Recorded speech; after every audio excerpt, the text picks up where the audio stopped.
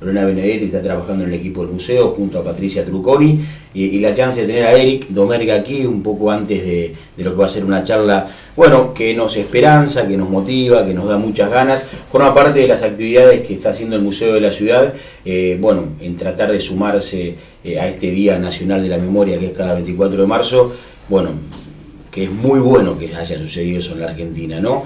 Más allá que mucha gente se vaya de vacaciones, al menos sepa por qué se fue de vacaciones ese día, ¿no? No, absolutamente. Buenas tardes, gracias por estar, Laura, Lorena y Eric. Gracias por este rato. Recién llegaditos. Así es. Sí, vengo de San Lorenzo, hoy a la mañana también una visita a una escuela, bueno, multitudinario, emotivo, como todas estas visitas. Realmente es una gran fuerza que nos brindan a todos. Bueno, Laura, Lorena, y ustedes con esta idea de tratar de esta manera sumarse a este Día de la Memoria. Con este caso, hace 10 minutos que llegó y en 2 o 3 minutos ya nos dejó sin palabras, ¿no? Es una historia increíble la que él escribió en este libro que ya le vamos a contar, pero que sucedió en la vida real, aunque esta sea una novela. No es una novela, es mi relato de toda esta historia, la historia familiar para empezar, porque siempre digo que detrás de cada uno de los detenidos desaparecidos hay una familia y hay una historia, y es bueno conocerla. Y bueno, y esta historia en particular que tiene unos ingredientes increíbles, con entrecruzamiento, con una escuela en Melincue que participó, con todo un pueblo en Melincue, con los antropólogos forenses que trabajaron obviamente brillantemente como siempre, así que bueno, valía la pena. Laura, contanos un poco los detalles, lo que va a pasar hoy 3 de la tarde, y ya después vamos a hablar un poquito más con Eric. Sí, bueno, hoy, como hablamos, estamos también por radio, a las 3 de la tarde vamos a tener la posibilidad de charlar tanto con Eric como con Juan Nobile, que es uno de los antropólogos que participó del equipo de antropología forense que identificó los restos de Ives y de Cristina cuando se rescataron del cementerio de Melincue. También va a venir Juliana Cagrandi, que es la docente de la Escuela Pablo Pizzurno de Melincue, que fue la que llevó adelante el primer trabajo que hicieron los chicos de la escuela, a partir del cual surgió un poco toda esta segunda parte de la historia, porque si bien comenzó con el secuestro y la desaparición y el asesinato de ellos, después gracias a la movilización que se generó en Melincue pudieron identificarlos. Así que esta tarde también van a estar ellos y vamos a poder también proyectar y ver el documental del caso Melincue en principio, para después de ahí largar las preguntas, digamos, que sea un poco el disparador para que los chicos de las escuelas y el público que asista un poco dialogue con ellos, que son los protagonistas. Y qué digna y qué buena es una de las misiones del museo, que va a cumplir un año apenas el Museo de la Ciudad, Así que es una buena forma, Lorena. Vamos viendo así en la práctica todas las cosas lindas que se pueden hacer a partir de este espacio físico y de este museo, ¿no? Claro, nosotros desde el área de educación siempre pensando en sumar a las escuelas o el museo a las escuelas o las escuelas al museo, ¿no? En forma conjunta. Sí, esta historia la venimos conociendo y el año pasado tuve la oportunidad de estar en una charla donde estuvo Eric, y ahí quedó la conexión de decir qué bueno sería que venga Totoras. Y a partir de la colaboración de todos, de toda la gente, la gente que quiere venir hoy, realmente lo hace por voluntad propia y por una decisión de vida de contar toda esta historia, ¿no? que relata un poco parte de la historia reciente argentina. Sí, no le vamos a hacer contar la historia aquí a Eric, ¿no? Vamos a dejar que descanse y que la cuente ahí en el museo. Pero bueno, ¿por dónde empezar? Vos me decías que naciste en Francia, que llegaron a la Argentina de muy chicos. Claro, en 1959, imagínate. 1959 llegaron a la Argentina. Llegamos a la Argentina. Argentina. Laborales de tu padre. Claro, absolutamente, con 3 hijos menores. Mi hermano Yves, el mayor de todos, 4 años, los 3, y Brigitte, la única mujer, 2 años, ¿no? Así que bueno, y mi familia, mis padres se quedaron durante 15 años en la Argentina, la pasaron muy bien, digamos, fue una experiencia muy muy importante para mis padres y también para la familia, porque acá en la Argentina tuvieron 6 hijos más, digamos, ¿no? Bien. Todos varones. Bien, y bueno, y llega este momento, esta etapa en la Argentina donde Ives decide militar políticamente. Claro, era típico de la época, ¿no? Los años 70. Estamos hablando del 71, que él empezó la facultad. Bien, ¿qué estudiaba? Él estudiaba ingeniería. Ingeniería, claro, ingeniería en la UBA, allá en Buenos Aires. Y bueno, empezó a militar en el centro de estudiantes, bueno, toda la experiencia, la ebullición de política que había en la época, que nos tocaba a todos. Ojalá vuelva y ojalá... Sí, por supuesto, pero era algo cotidiano, ¿no? Y bueno, y él impregnado de todo esto, y cuando en 1974 mis padres dicen, bueno, nos volvemos a Francia porque tenían problemas económicos, no era por política, era por problemas económicos, había cambiado de trabajo, no había hijos para mantener, no es fácil. Entonces mi hermano dijo, no, yo me quedo, esto es lo mío. Lo hice un ida y vuelta y volví justo antes del golpe de Estado, ¿no? Pero él se quedó todo el tiempo. Enamorado sí, del país que lo había cobijado. Por supuesto, o sea, pero comprometido con y el comprometido, país, ¿no? claro. Él como francés siempre fue francés, pero bueno, estaba absolutamente comprometido con este país, con el proyecto, la esperanza de un país mejor, todo lo que se significó los años 70, y empezó después de la universidad a militar en política en el PRT, que es el Partido Revolucionario de los Trabajadores, que es una de las dos fuerzas fuertes que había de la izquierda en ese momento, ¿no? Y eso lo llevó al compromiso, a responsabilidades, al estudio y a la clandestinidad cuando ya no se podía militar. No se podía pensar, ¿no? Entonces, cosa increíble. Y fue un caso más, digamos, representativo de toda esa época, ¿no? Había miles y miles. ¿Y por qué es tan difícil que lo entienda un sector de la sociedad? Porque a vos te pasa lo que nos pasa a un montón de personas que a ver, cuando objetan la tarea de las madres, cuando dicen algo habrán hecho, digamos, vos viviste la historia muy de cerca y las madres eran sus hijos, digamos, y eran gente que estudiaba, que quería otra cosa y que no sí, lo podía. Algo hicieron peleando por un país distinto. Qué doloroso, ¿no? En una época totalmente distinta, creo yo. Me niego siempre a comparar, ¿no? La actualidad con aquel momento, que son dos etapas totalmente distintas, otra forma de militar. Es muy valioso que los pibes estén retomando cada vez más las ganas de hacer política, ¿no? No todos, pero hay digamos más que en otras épocas. Pero no comparo, ¿no? Porque hay que haber vivido los años 60 para entender los 70, claro. Córdoba, sobre se cumple 45 años, la influencia que tuvo, la Revolución Cubana. Bueno, toda una situación que es importante tratar de transmitirla a las nuevas generaciones para que entiendan el contexto, no solo las consecuencias, sino el contexto. No fue casualidad, por algo sucedió todo esto. Y ellos hicieron algo, por algo fue, efectivamente. Pelearon por este país. En el caso de mi hermano, como extranjero. En el caso de Cristina, la compañía de mi hermana, también extranjera, era mexicana, ¿no? Pero ¿se conocieron en el ámbito de la universidad? No, en el ámbito de la militancia. En el ámbito de la militancia. Claro, porque mi hermano ¿Era estudiante también ella? Ella era estudiante de antropología, pero no se conocieron en la universidad, porque además mi hermano estudió la UBA y ella estaba en la Universidad de Rosario en antropología. ¿Y hubo un momento donde le comentó a la familia esa decisión que él adoptó Bueno, cuando se fue mi familia en octubre del 74, ahí él dijo. Claro, nadie imaginó que el drama iba a ser tan fuerte después del golpe de Estado, ¿no? Él tampoco. Pero bueno, él después lo vivió después del golpe y se mantuvo acá firme con sus principios y con el compromiso y la fidelidad hacia sus compañeros, por eso se quedó. Exacto, y una de las cosas que vos nos contabas recién de lo cotidiano, que él te decía a vos dónde verte, ¿no? Claro, sí. Él ya sabía que estaba dentro de las listas de personas. Absolutamente, mira, tenía 22 años cuando lo matan, era muy joven.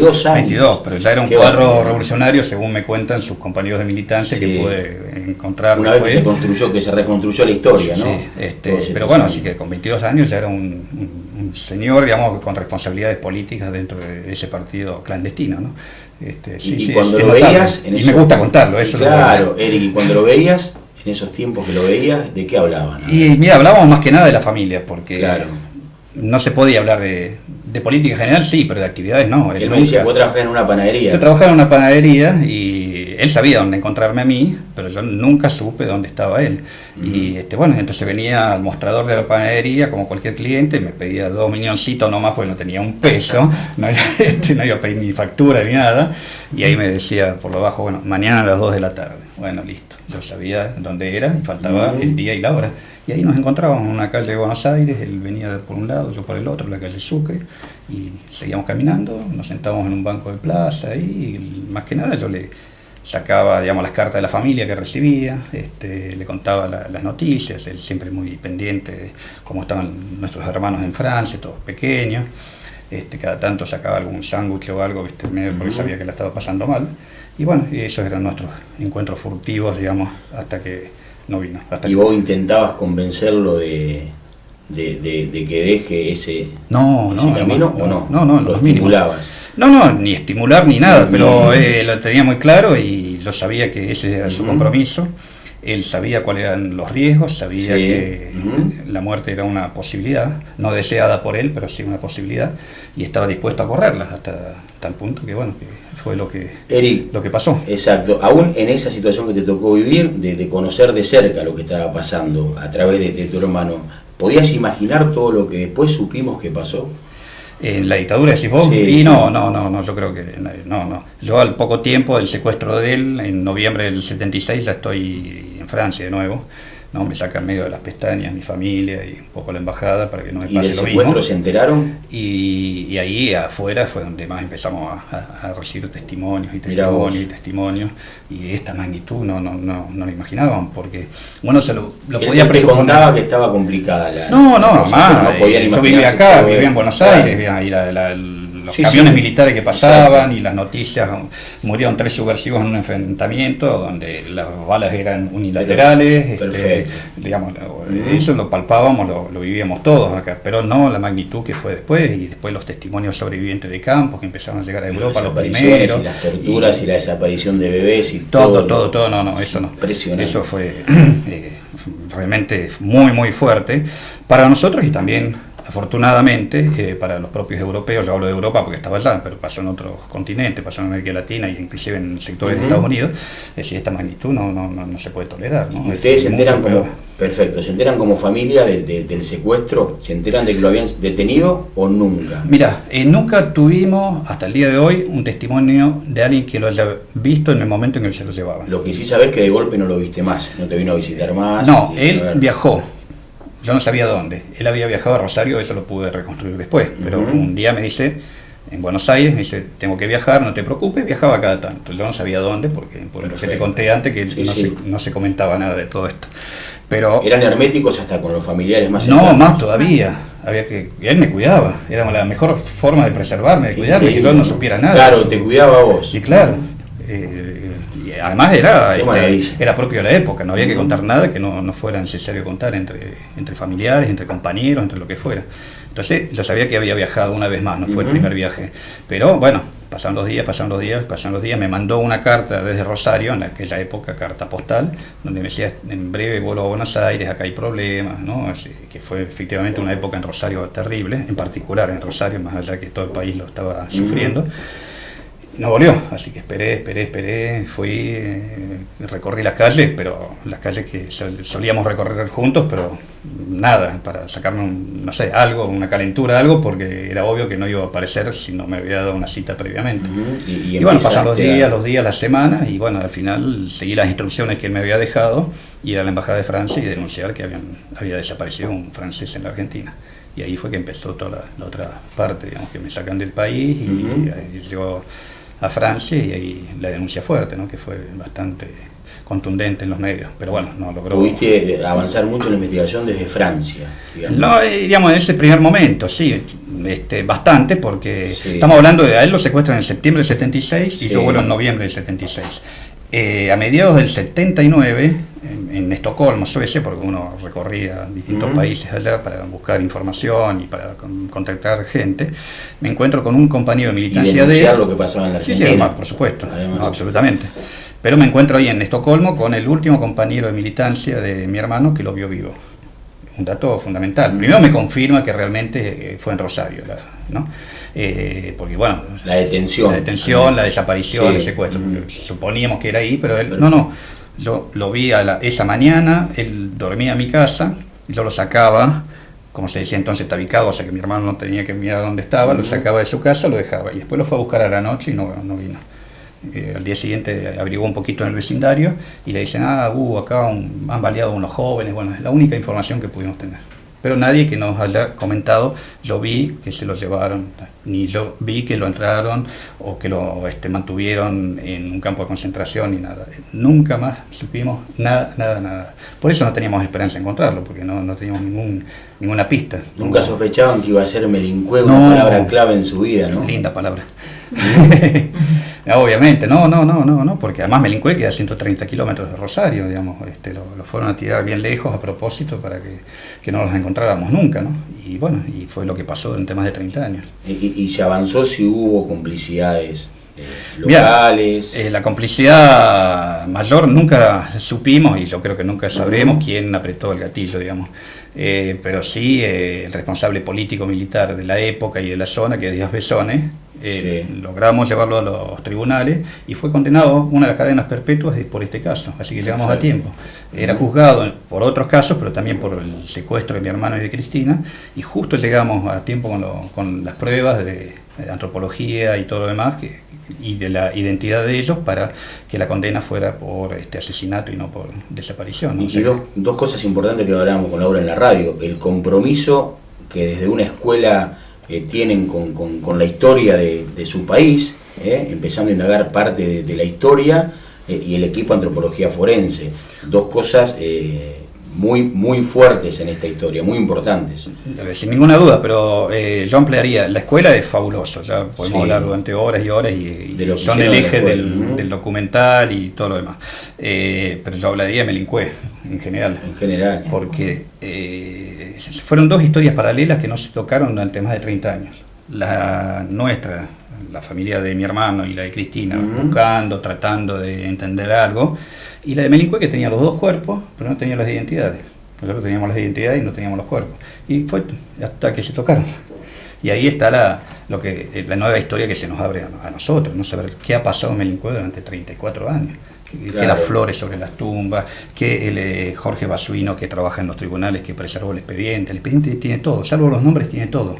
Eso fue fundamental para nosotros, para reconstruir la historia y para condenarlo a Díaz Besone, ¿no? Y para imaginarse que pueden haber historias similares en otros cementerios de la zona, de las localidades, ¿no? Y bueno, y después en particular la escuela, cuando Juliana Cagrandi, que es la que viene ahora dentro de un rato, la profesora les lleva la inquietud a los alumnos de quinto año de hacer un trabajo sobre la memoria, y agarran el tema tan candente del pueblo de Melincue, que son los dos NN que están en todo el pueblo sabía que había dos personas que venían de aquella época, que estaban recontra variados. ¿Y cómo es que llegan en aquel momento a la sepultura en el cementerio? ¿Cómo es que llegan? Los cuerpos los encuentran a Melincue, a 10 kilómetros de Melincue, 10 kilómetros de Melincue, más cerca de Carreras, y bueno, ahí dan sobre un camino, ¿no? Sí, al costado de un camino rural, totalmente, ¿no? Don Buitrón, que era el dueño del campo, lo encuentra una tarde que fue a cerrar el molino porque se venía una tormenta y entonces quería, ¿no? Y cuando sube de arriba a la tranquera ve los bultos, bueno, y él entonces ve los bultos, se acerca, ve que no son animales muertos, que son son dos jóvenes. Entonces, bueno, le da aviso a la policía, y por jurisdicción correspondía el tribunal y el cementerio de Melincue. Entonces de Carrera los llevan directamente a Melincue. Ahí le hacen autopsia. El juez de la época, digamos, estamos hablando de la dictadura, tuvo un buen comportamiento. Absolutamente. La policía de Carreras y el juez que hizo un expediente. No era similar en fotografías, todo esto que no tenía nombre. Y ahora todo lo que corresponde hacerse en democracia, digamos. Y estaban en dictadura. En tiempos de dictadura. Pero mi hermano tenía un saco que yo después, cuando vi la foto, no era de él, sé que se lo habían prestado. El juez agarró el saco, ¿no?, para tratar de investigar quiénes son, ¿no? Quería llegar en pleno 76, y agarró una muestra y descubrió que la etiqueta era un sastre de Villa Cañas, lo mandó a buscar. El sastre se llevó un pedacito de tela de ese, a ver si en los archivos se podía, y la mujer del sastre a los pocos días se da cuenta, sí, este saco se los vendimos a fulano de tal, un vecino de Villa Cañas, que no era mi hermano, obviamente, no tenía nada que ver, pero supongo que era un compañero de militancia, y ese vecino está desaparecido. No. Está desaparecido también. O sea que a él lo matan con el saco de un compañero, supuestamente compañero de él, que está desaparecido. Sí. Por eso el juez mandó a investigar la ropa, a ver si se podía llegar a... que esto también indicaría, Eric, que no formó parte del asesinato, ni autoridades policiales ni cómplices políticos locales. No, cero, no, eso no. Seguramente de Rosario llegaron y lo más probable, lo balean. digamos, el 20 de septiembre ellos estaban vivos. ¿Por qué? Porque es el día que mi hermano me manda esa carta, ¿no? Esa carta diciéndome que había problemas. El 20 de septiembre Cristina va a ver a la mamá y a las primas, ¿no? Una especie de despedida. ¿Vivió en Buenos Aires también? No, en Rosario. En Rosario. Sí. Por eso mi hermano viajaba. Primero por militancia y después porque tenía una novia, compañera de militancia además, así completo. Y bueno, entonces, ese 20 estaban vivos. Ahora, 34 años después, o 35 años después, nos venimos a enterar de que el 22 estaban muertos.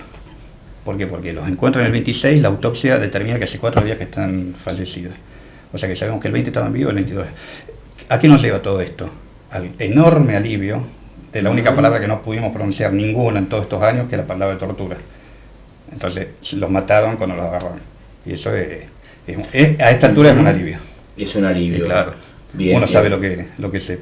Un día, una semana, un mes, un año dentro de los campos de concentración, lo que significa acá. Bueno, y también fue un alivio haberse encontrado con los cuerpos, más allá de que sabés que murieron, que los asesinaron, pero digamos, en el contexto donde hay todavía miles de desaparecidos, que no saben las madres y las abuelas a dónde están, el hecho de encontrar, de determinar el cuerpo de un familiar de tu hermano en este caso, ¿qué es lo que te generó? Mira, cada uno lo vive a su manera, ¿no? Sí. Es muy respetable, cada familiar vive ese momento, somos pocos, ¿no? Seremos 700 los que tenemos esa posibilidad de haber recuperado los restos, ¿no? 700 aproximadamente, ¿no? Poquísimo, ¿no? Que es poco, es enorme, pensando que estaba... Y 117 nietos. 109 nietos. 109 nietos recuperados. Entonces hay varios términos para definir esto. El alivio es uno de ellos, por lo menos hablo de mí y de mi familia porque lo hemos compartido. El de privilegio es otro, porque realmente nos sentimos privilegiados. ¿Por qué? Porque pudimos recomponer una parte muy dura de la historia, ¿no? Ponerle información, datos concretos a lo que nos faltaba y pudimos recuperar los restos y pudimos darle la sepultura que cada uno quería darle, ¿no? En el caso nuestro lo hemos plantado en un bosque de la memoria en Rosario, o sea, las cenizas volcadas, y hemos plantado un timbó de los dos juntitos en Rosario. O sea, mi familia de Francia dijo no, él no sabía qué querían hacer, si llevarse los restos a París, al cementerio familiar, no, mi mamá y todos los demás, no, que se quede en Argentina y que se quede con Cristina. Y también compenetrados y sabiendo cada detalle de la historia. Absolutamente. Ellos. Entonces, no, es un enorme alivio, entre otras cosas, es un privilegio, es la posibilidad de poder llevar esta historia a todos, ponerle nombre y apellido, y que en nombre de Yves y de Cristina estén representados los 30.000, ¿no? O sea, es un caso concreto que habla de todos, ¿no? Eso es lo bueno de poder difundirlo. Y la mamá de Cristina, hija única, imagínate, estaba destrozada en un contexto en que, bueno, le resultaba difícil hablar del tema, y bueno, ahora acaba de cumplir 91 años, y es un alivio tremendo. Ella dice, yo enterré a mi hija, y va muy de vez en cuando por la edad, pero va al bosque de la memoria, al Timbó, le lleva flores y va a la tumba, como ella dice, voy a la tumba de mi hija, ¿no? Y bueno, y mi padre también fue un alivio tremendo, y eso que tenían 8 hijos más, digamos. 8 hijos más, sí. No es lo mismo. Pero qué tristeza, ¿no? Y con Lorena o con Laura muchas veces hablamos, y yo me quedo con este concepto de que todavía hay cosas que tenemos que aprender, hay cosas en las que no se nos hizo carne, hay cosas que todavía no aprendimos o no interpretamos, digamos, que uno cuando está con una persona con una historia tan cercana como la que te toca a vos, o como tuvimos madres hace un par de años, yo digo, si una madre no hace todo lo que hicieron estas madres, o abuelas de Plaza de Mayo, cuando un hijo, no solo que no sabe dónde está, no sabe si que no apareció más, no solo que se lo asesinaron, sino que no apareció más, ¿qué haría? ¿Algo distinto a lo que hacen esas madres? A buscarlo más de 30 años y a insultar a quien sea porque vos tenés la bronca de una madre que perdió a un hijo. Digamos, hay conceptos que da la sensación a veces que no se entienden, y es mucho más difícil, aún más en estas regiones más alejadas de las grandes ciudades o de Buenos Aires, donde la historia no pasó tan cerca. Como vos, que eras un joven viviendo en Capital en esos tiempos, entonces tenés más conceptos para entender lo que pasó. Hay muchas cosas que nos hacen falta entender, ¿no? En términos sociales, ¿no? De sociedad en conjunto. Sí, eso es lo que queremos transmitir, por lo menos desde el espacio que tenemos nosotros en este momento en el museo, de poder acercar estas historias que de alguna manera queremos eso, que se sienta que nos tocan a todos, que fue parte de nuestras mismas historias de carne y hueso fueron, historias reales. Hoy porque siguen tan vigentes porque los juicios están siendo hoy, la sí, recuperación sí. de los restos fue hoy, no fue hace 30 años. Entonces todo esto que movilice, y sobre todo a la juventud, por eso la charla de hoy más que nada está orientada a las escuelas, porque queremos que se discuta, que se debata, que pregunten, que se involucren en lo que pasa en la sociedad. Esa es la intención. Entonces la visita ahí para nosotros es, por supuesto, un orgullo, un honor, y que podamos tener así de cerca este testimonio. Lo mismo de Juliana y de Juan. Perfecto. ¿Y lo haces habitualmente? Sí, lo hago, no es mi especialidad, nunca lo había hecho, pero obviamente que respondo a todo tipo de invitación y bueno, es incesante, ¿no? Eso es lo notable, ¿no? Porque bueno, yo estoy acá en Argentina, conozco un poco el pulso de la situación acá, todo lo demás, pero soy el único integrante de la familia, todos los demás están en Francia, mis padres y hermanos. Claro. Y cada vez que les mando un mail o que los llamo o que por Skype nos vemos y le digo, sí, porque mañana tengo que ir a tal lado, mañana tengo que ir a tal otro, y salió una nota y les mando las notas y los reportajes y todo. Y dicen, pero no entienden, es una maravilla, dicen, eso pasó hace 4 años, o sea, 4 años que nos devolvieron la identidad de mi hermano, ¿no? Está bien, tiene cierta trascendencia, francés, ella mexicana, lo que es, además, bueno, de la escuela, todo. No, un año más, todavía, 2, 3, ahora estamos por 4 años, y bueno, estuve en San Lorenzo ayer, estoy en Totoras hoy, voy a Uruguay a principios de mayo, después también tengo que ir a El Trébol, que siempre por el mismo tema, o por el libro, por el documental, o por ambas, ¿no? Es una maravilla, así que obviamente trato de acomodar mis horarios de trabajo y todo lo demás, pero no quiero faltar a ningún lado. Eric, desde la vuelta a la democracia que cumplió 30 años, hubo algunos íconos de intento de juzgamiento a esta etapa de la Argentina. El juicio a las juntas, luego el retroceso con la ley de punto final, y esta última década donde hubo muchísimas situaciones que han permitido más juzgamientos o transformar, sitios tan tristes como la ESMA en un museo de la memoria. ¿Cómo lo analizas vos este tiempo de interpretación que hace la política de aquello que pasó en la Argentina? Mira, se suele decir, y es correcto, que la justicia cuando es lenta no es justicia, ¿no? Y en este caso es muy lenta. Pero es justicia, digamos, ¿no? Porque hubo que torcerle el brazo a todo lo que dijiste, al punto final, a la audiencia de vida, a todo tipo de impunidad, a décadas de aplastamiento, y gracias a las madres, abuelas, al movimiento de derechos humanos que no han bajado los brazos un segundo, aún en los peores momentos que no se podía hacer absolutamente nada. Bueno, cuando hubo otra situación, otro contexto político, otra sensibilidad en los 3 poderes, ¿no? El poder ejecutivo, legislativo y también en parte el judicial, bueno, se logró retomar esa senda de los juicios. Y es fundamental, por más que muchos estén viejitos o se hayan muerto, que Videla, Macer ya no esté más, pero no importa, acá estamos sembrando para el futuro y para las futuras generaciones, y primero que obviamente es lógico y es normal y tiene que ser así que estén presos, y hay varios centenares que están presos, ¿no? Pero además es a futuro, ¿no? Es decir, no, acá no puede haber impunidad. Pero es que no avanzamos, que el tema no está detenido, digamos. Hay claridad en el avance, hay decisiones políticas. Según las provincias, hay algunas provincias donde el Poder Judicial todavía es mucho más duro o más cómplice de la dictadura. Pero bueno, por eso hablo de los 3 poderes, y en los 3 poderes hubo una sensibilidad distinta en su momento, hace 10 años más o menos, que permite que hoy tengamos varios juicios, ¿no? Después, bueno, sí, faltan cosas, faltan condenas, algunos no están en el banquillo de los acusados, algunos se profugan, ¿y por qué? Simplemente porque no supieron controlarlos a tiempo, cuando se sabía que, ¿no? Hay de todo un poco.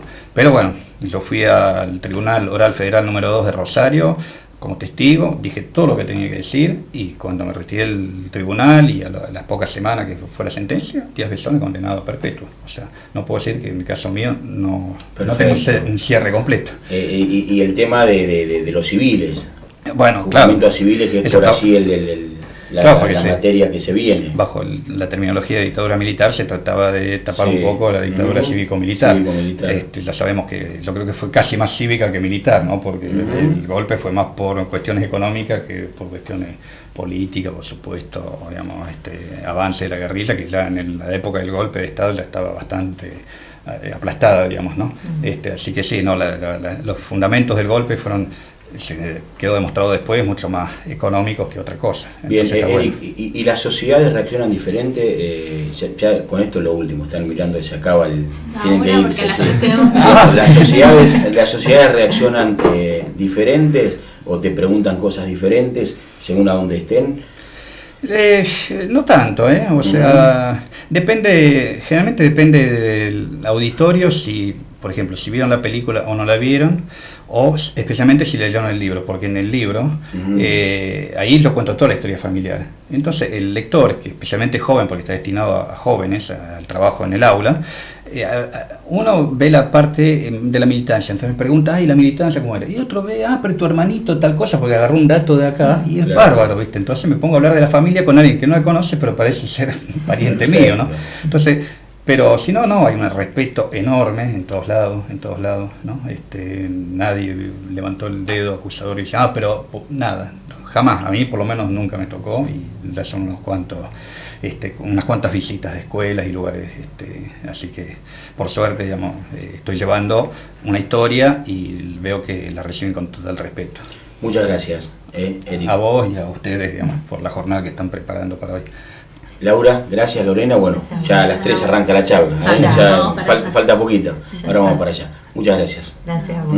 A las 3 de la tarde, dentro de 20 minutos arranca esta charla debate, además de Eric va a estar, repetimos, Laura, Juliana Cagrandi, que es la profesora de Melengue, Juan Nobile, que es parte del equipo de antropología forense, y Sergio Paz, que está aquí atrás, que nos hizo, que fue el engranaje clave de todo esto. Un pequeño... Sí. Nada más que para cerrar, Juan Nobile es uno de los dos antropólogos, Miguel Nieves es el otro, que con sus propias manos desenterró los restos de Ivy y de Cristina, o sea que no solo habla como parte de un equipo formidable, sino también como experiencia propia. Ahora lo vamos a ver así en el museo. Muchas gracias. Gracias. Nuevamente. Hacemos una